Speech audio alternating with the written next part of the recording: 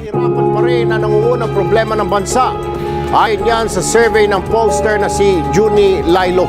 Kahirapan ang pinakamalaking problema ngayon. Ang buhay namin ay simple lang. Mahirap at walang trabaho sila mama at papa. Naghirap at naging magulo dahil sa marami. Ilayo mo sa akin yung batang yan. Kaya't humantong kung bakit naging masalimuot ang buhay ko. Ay, may nakukulog ng pagkain. Alam mo ba, hindi yan po. Wala kang tatay.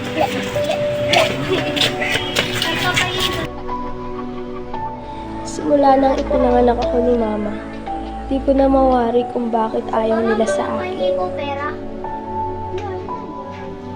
Wala akong pera. Umuwi ka. Hindi niya ako binibigyan ng pera.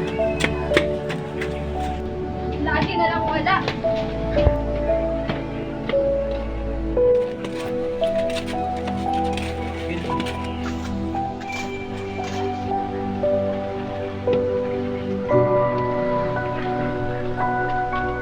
Ay, pwede ko mong pautang.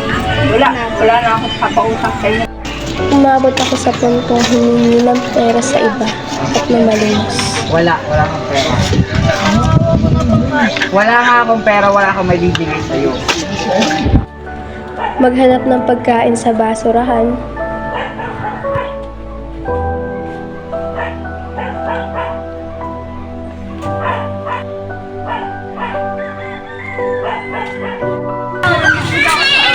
Ang harap-harap kung may karenggang pa naman sa bahay.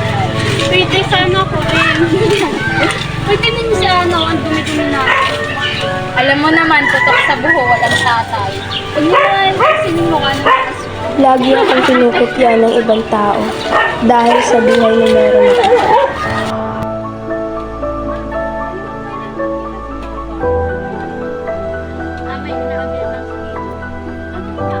Anong gagawin natin? Kain ba tayo sa labas? Oo naman anak, para sa'yo. Kasama ba natin si ate Ana? Ay hindi. Hindi naman siya bilang sa family natin. Ah, ganun po ba? Ana, ano ba yan? Sabi na, hindi ko ba sinasadya? Sige na. Ana, baka bigyan na ako. Bilang. Ako bilis at pupuntahan ako.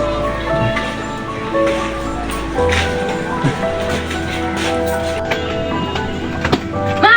Tignan mo yung grades ko, ang taas. Wow! Very good naman, anak. Carlito!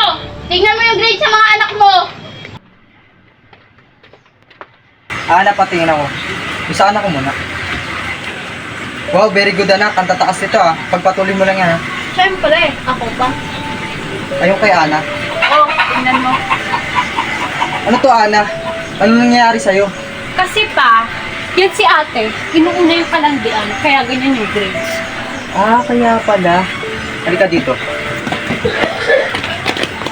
Pahalamunin ka na nga. Hindi mo pa inaayos. Umayos ka dito. Ibang-iba ang uri sa akin ng aking magulang. Wari bang parang hindi nila ako anak. Hanggang sa nalaman ko na mula sa aking tita na ako pala ay bunga lamang ng isang panggagahasa.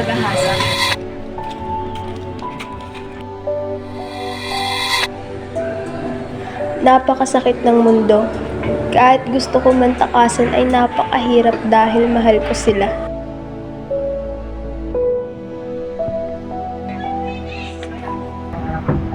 Bakit bumalik ka pa? Di ba pinalayas na kita? Hindi ko naman po kasi kayo kayang iwan. Wala akong pakailam. Basta ayaw ka na namin makita. At tigas-tigas ng ulo mo. Tigas-tigas ng ulo mo. Ayaw ka na namin makita sa pamahay na ito. Pare, awat na. Baka sa kanay na ako.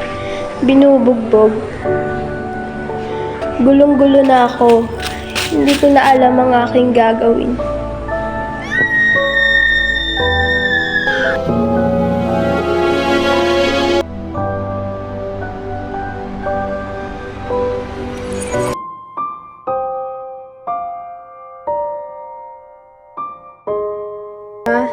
Salamat dahil tinuruan niyo akong maging matatag sa buhay na meron tayo.